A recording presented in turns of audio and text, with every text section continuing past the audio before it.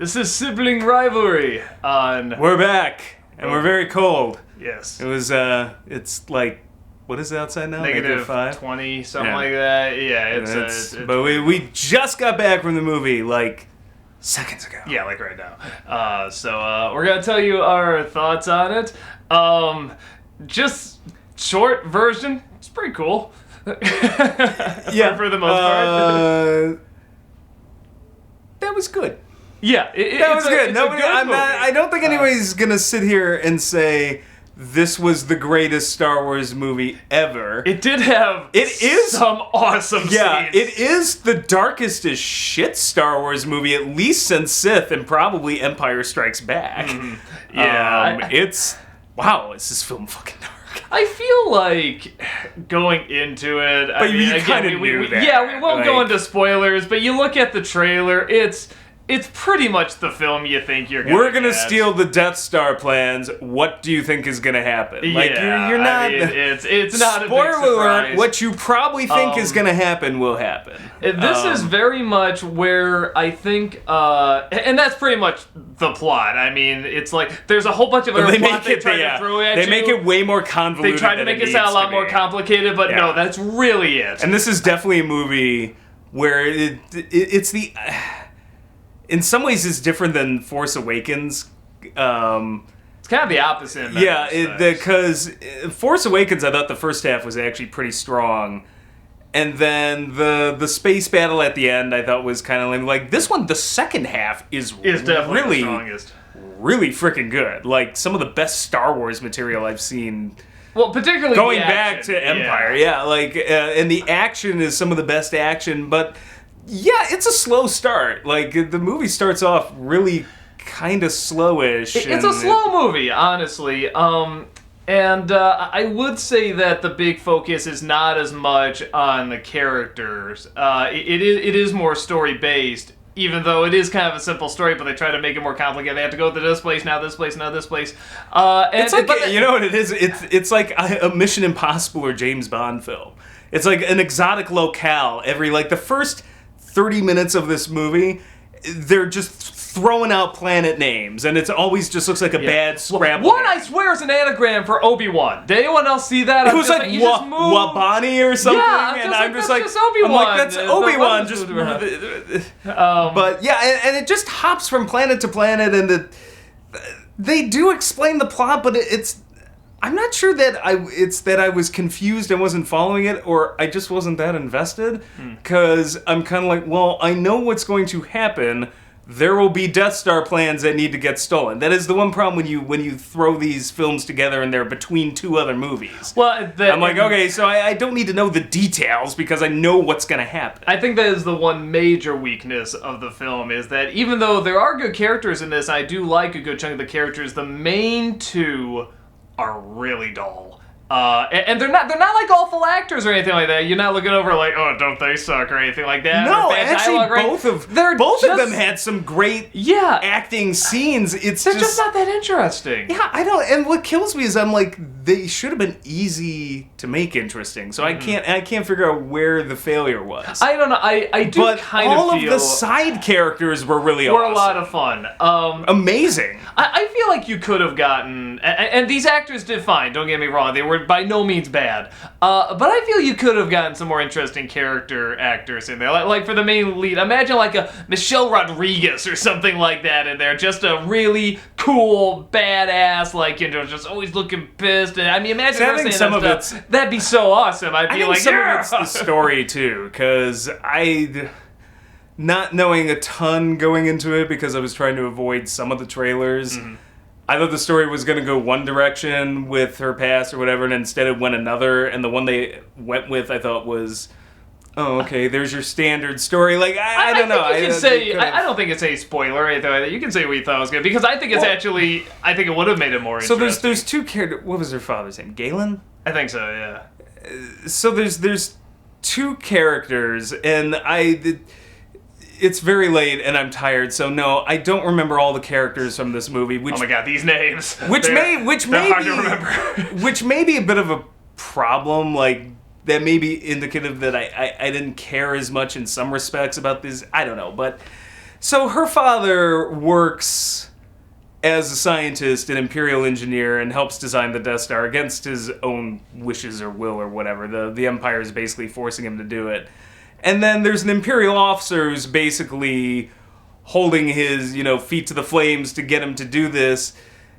And I thought, kind of like when I first saw images and everything, that her father was going to be that Imperial officer. That would have made not the scientist. A lot more interesting. And I'm like, that would have made it way more interesting. And instead, it's just your standard, just like, oh, my dad didn't want to do this, and now I have to fight for my dad because he didn't want to build the Death Star, and I got to steal the plans of the Death Star. And then it's fine. It just, I don't know. I thought like there were ways that you could have actually made this story a little more. Yeah, I felt like the interesting stuff in the movie that really made it stand out, character-wise. There's a I call him C-3PO if you suck the pussy out.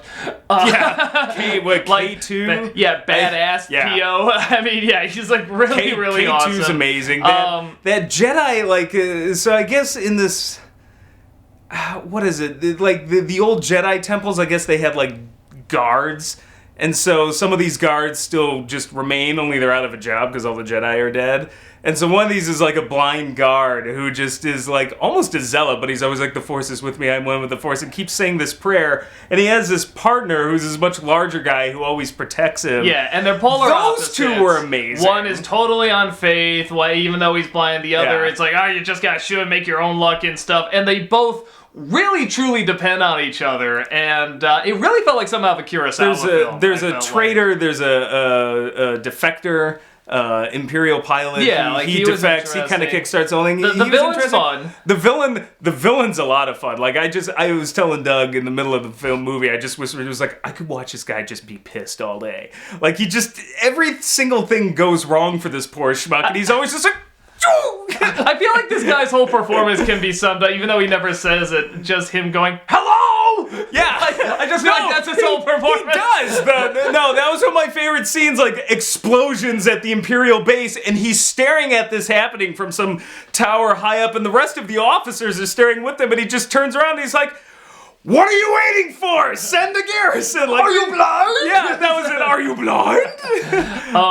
The stuff that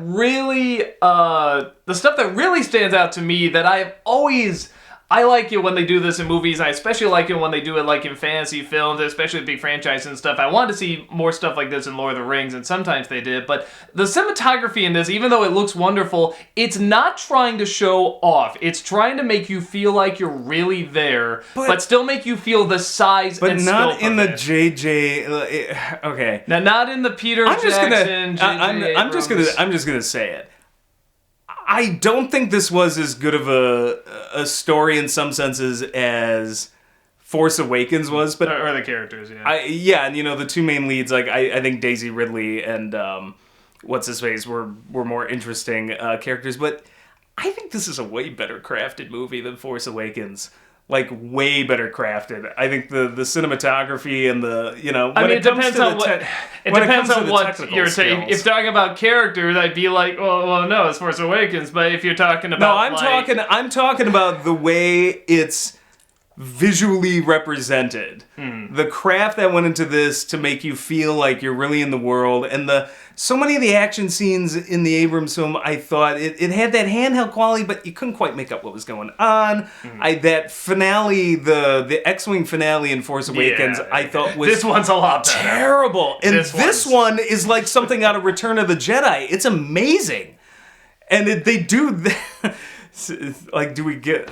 I don't know if we can give it away, but which one? Some of the things they do with the space battle at the end are just fantastic and hilarious, and we were laughing, and the crowd was cheering, and it's epic and huge, and it's every effing thing I wanted in Force Awakens, and they didn't give it to me. It's just like, here's a few X-Wings are going, and then the planet blows up. Like with the prequels, I know it's like, oh, don't bring up the prequels, but the space battles and that, well, not bad, we're not really good either, and I felt like this is probably the first movie that took the space battles at least to kind of the next level of with this concept and what you can do with it. The space battles Lucas shot originally, you have a sense of space and what the space literally, and what's going on. And my problem with the prequel battles, and it also transferred to Force Awakens kind of is, I never quite felt exactly what the hell was going on. It was too jumbled. And this one, it's like the battles in Empire, Jedi, or New Hope. You can see everything that's going on, and it's really awesome to watch. And they do things where they attach basically it's CGI, but what would be the camera to the back of the X-Wings. They follow the X-Wings doing all these maneuvers, and it really feels like classic Star Wars space battles. I've been missing that for decades now. But it's not just the space battles. They also take it, like I said, kind of the next level with some of the things they do. Like there's one scene where one of the Star Destroyers comes out of hyperspace, and it does it out of nowhere, so it just suddenly appears, and all these ships are going, and some of the ships crash into it. Smash, it's just like, right? Yeah. Well, yeah, that would happen, but we have never seen that in a Star Wars film. There's a lot of like questions you would have about how these things in space would work over the years that you're right, you've never seen. It's like, well, what if you just hyperspace right in front of it? Like, would the two just crash? Yep. Yep. Yeah, they show it, and that's great. We should probably talk about some of the CG people. Okay, now this is where it is not a better crafted movie. No. It's really terrible. I don't want to say terrible. I don't want to say, here's the thing. You remember Tron, the latest Tron movie where they had young Jeff Bridges? It's kind of like that. And in Peter Cushing's case, if he doesn't talk, I actually kind of buy it. Like, I'm like, yeah, I can see that. Like, it looks like Peter Cushing's really... Yeah, the like second he opens his mouth, I'm like, no, honey, no. Yeah, it's like watching Woody the Cowboy talk when his mouth is moving. It's just like, ah! Yeah. And then they have one more at the end. I guess we shouldn't give it away, technically. But they have one more at the end, and that one's done very well. If you look closely, it's kind of the same mouth problem, but it's done much, much better. And Are you shitting me? I thought that was actually pretty impressive. I thought that was worse than Peter Cushing. Really? I thought that maybe it was the big screen. Maybe I don't know, but I thought that was that creeped me out. You know what reminds me? You know what these remind me of? Those damn Robert Zemeckis motion capture, the Polar Express and Beowulf. And a little bit. The Christmas Carol? Did he do that? Yeah. That's what it reminds me of. And that last one I thought was the worst. I'm just like, God, it looks like something out of one of those Robert Zemeckis films. Excuse me. The only one I bought... I remember it looking pretty good. The only one I bought, because it was so quick, is I'm pretty sure they resurrected some of the pilots from A New Hope. Like, I'm pretty sure Gold Leader was the actual... Or was it Red Leader? One of them was the older guy who gets blown up in A New Hope. You know, Luke, get set up for your attack. But I was swear, Porkins there? Was Porkins there? There was no Porkins. What gives? Yeah. Most insulting name. I got a problem here. I got a problem. For all the like stereotyping done in the prequels, like just the most insulting. Just calling a guy Porkins. So the space battles were amazing, and Darth Vader. Oh my god. You will shit bricks. Okay, let me put it this way. There's more than his one appearance. There's more. At first I thought, oh really? That's all we're gonna do. Alright, well he made his appearance, yay. Yeah, neat. There's James Earl Jones doing and the voice he lives in like fucking Mordor or something. Yeah. I can't tell if that's supposed to be Mustafar from Revenge of the Sith or whatever, but he lives in Barad-dûr. Yeah, and he just takes a permanent bath until people show up. And it's kind of like, okay, that was neat, whatever, but he comes back. Does he come back? Hands down, the best scene in the movie. It's something just amazing. It is like something out of like Alien, Evil Dead. It goes the movie. With Darth Vader. Yeah, it goes like full on horror film. It's like, oh my god, Darth Vader's gonna kill us. Like, I'm not making this up. And like, I really just wanted to cut to like Bruce Campbell cartoon screaming, just I'm like, it was legitimately kind of scary as fuck, but then that you want to applaud But it was sort so of way. badass too. Yeah, So, it just, holy shit. yeah, you know, this film, Probably one of my favorite Vader moments, though, because you just know how pissed he is. And I think the whole feel of this film, you know, it doesn't start with the Star Wars and the scroll and stuff like that. It doesn't start that way. You thought it should have? Yeah, this is not Nam. Am I the only one who gives a fuck about the rules? See, I totally disagree, because I think the whole feel of this film is different. I think it's supposed to be more of like, you know... Quite frankly, considering how kind of confused we were in the first 20 minutes, I could have used the story crawl. No, but you got it okay. You figured it out. You know what? Whenever I played the games back in the 90s, they still would have the story crawl. And they didn't have to mark an episode. You just knew it would say Star Wars, and it would just give the title in the story crawl. No, I felt like this is a spin-off movie that's going to have a slightly different tone. It's not going to be as much the fun, tee-hee, ha-ha. You know, it is going to be a little harsher, but that was so ridiculous when all of a sudden it cuts to the title, and then you get, you know, some sort of fakey Star Wars soundtrack. I didn't say what they had was better. Oh, okay. I'm just saying. I'm like, if you're gonna do that, why not just do the story crawl? No, I think you could have had a stronger opening, but I feel like they shouldn't have done that, because it's not part of this, you know, sort of new trilogy that they're doing. And I feel like it's more like, hey, just, you ever wondered what, you know, happened here? Well, here's what happened. But it's not like one of the huge movies, one of the big trilogy films. No, I missed the story crawl. Because I feel like you can then just slap that on anything, you know? Like, that's why people hate the prequels, because it's like, well, it has the opening and the story crawl and everything. It's just like, damn it, like, this is a Star Wars film. And with this one, it's like, it's a Star Wars story. It's like, you know, a side story. I fucking hate that, too. No, because, okay, we used to play these games growing up. They were by LucasArts, and they were these Jedi Knight games, and I was telling you about before. Dark Forces. Yeah, the second one had a much different feel than any of the other Star Wars movies, and I was totally okay with that, because this one doesn't have as much, you know, sort of the space wizards and the Force and stuff like that. This is much more like the military. This is much more the underground and trying to keep quiet. This is a dirty war movie. Yeah, this is like a war movie. The most war movie like since Empire. Yeah, this does not have that much fantasy in it. And I'm really okay with that, because that makes the world feel more real. It feels like it has more dimensions to it. Take the Battle of Hoth and mix it with the Battle of Endor and remove the Ewoks. That's what this felt like. No, Hoth mixed with Black Hawk Down. Yeah, but I mean, it's all those war movie parts of Star Wars, minus most of the things that make it cute. This is not a cute movie. No, there's not a damn Ewok in sight. There's the droid is the cutest thing. And he's even pissed off droid. Yeah, and he's just snarky. Like he's kind of a D-bag. Yeah, any chance which he's is like, great. Yeah, with this new character that's brought on board, you know, the woman there is just like, you know, any chance she can die, I'm okay with. You know, like he's just openly okay with it. So this is probably the bleakest Star Wars movie. And I feel since Empire Strikes Back. and that's the tone, that's this world, and I feel like that's not, you know, when start episode 2.5 or whatever, you know, I feel like... They did it with Empire? No, but Empire still has C-3PO, R2-D2, Little Yoda, I want my stuff like that. I want my... I thought this was America! I want my fucking crawl! No, I actually really like that. I like that it was... I mean, listen. If that's the biggest problem I have with this, like that, you know, but it is something that did legitimately bother me. I'm like, I really want my fucking crawl. I felt like there are rules here. Where the other films, when they're done right and everything, are fun. This I feel is like badass.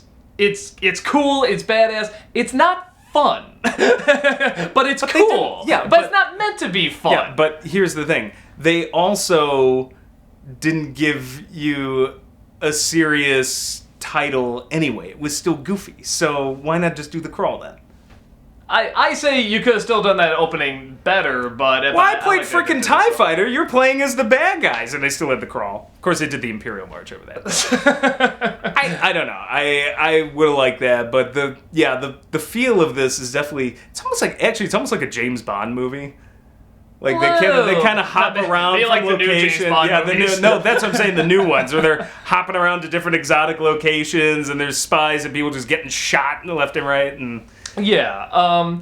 So it is good. It's a good flick. I mean, I say the big problems are jumps around a bit too much. The two main characters are not very interesting, but they're not awful either. They don't drag it down. Or Force Awakens, I thought was just good for the most part the whole way through. Just like, yeah, that's always a steady level of good. This one starts off kind of like, and then ends great. Yeah. It starts off and you're kind of thinking like, how is this really going to be that good? And by about the halfway point, it picks up, and then that whole climax all the way to the very end, it's just freaking amazing. Yeah, it's really, really cool. So I give it props for that, because I'm like, I'd rather end on a high note, because I'm probably more jazzed about it. I kind of because it ended so awesome. I'm guessing it's like the reverse Suicide Squad, where they had like a good first 40 minutes, and then the rest just kind of got less and less. This sort of started off less, and then just got so freaking cool with the last 40 minutes. It's just like, okay, I'm hyped. But let's be honest. That's also what A New Hope did.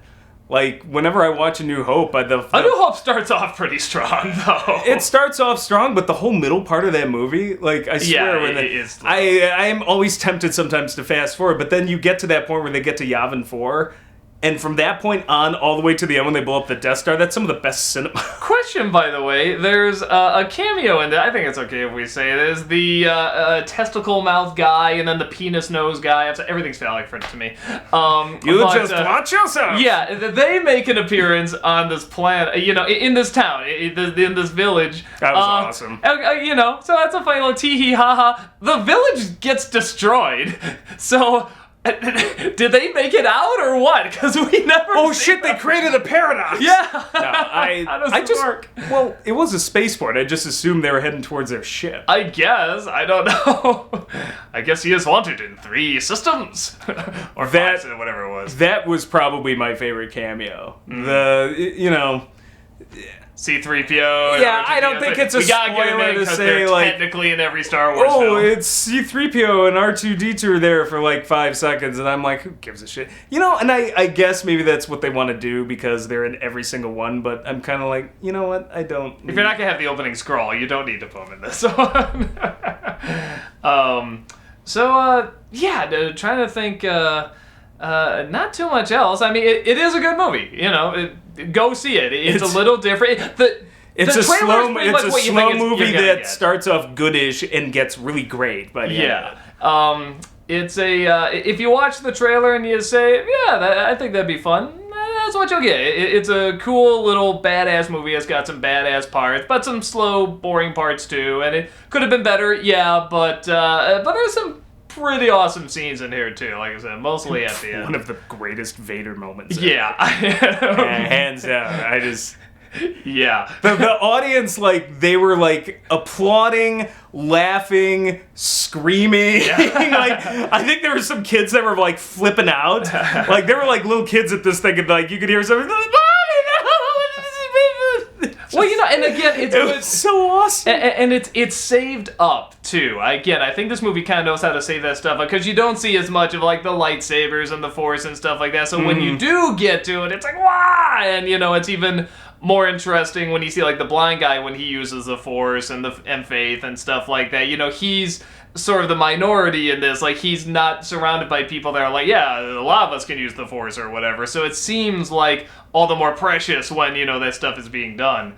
Actually, generally when they're blowing shit up, that's when the movie's at its best. It is actually one of the best. And it's funny because I thought that was such the opposite of the prequels. I thought some of the action scenes were so overdone. But this is the opposite. I'm like, man, when they're blowing shit up, this movie's on. Yeah. And I mean, to be fair, there's tons of scenes where they're doing that. Yeah. When they're not blowing shit up, it's just an okay movie. Yeah. But when they're blowing that shit up. Yeah, it's pretty awesome. So, go see them blow shit up. And we'll just see you next time. Bye. May the Force be... Bring back the scroll! Stop that.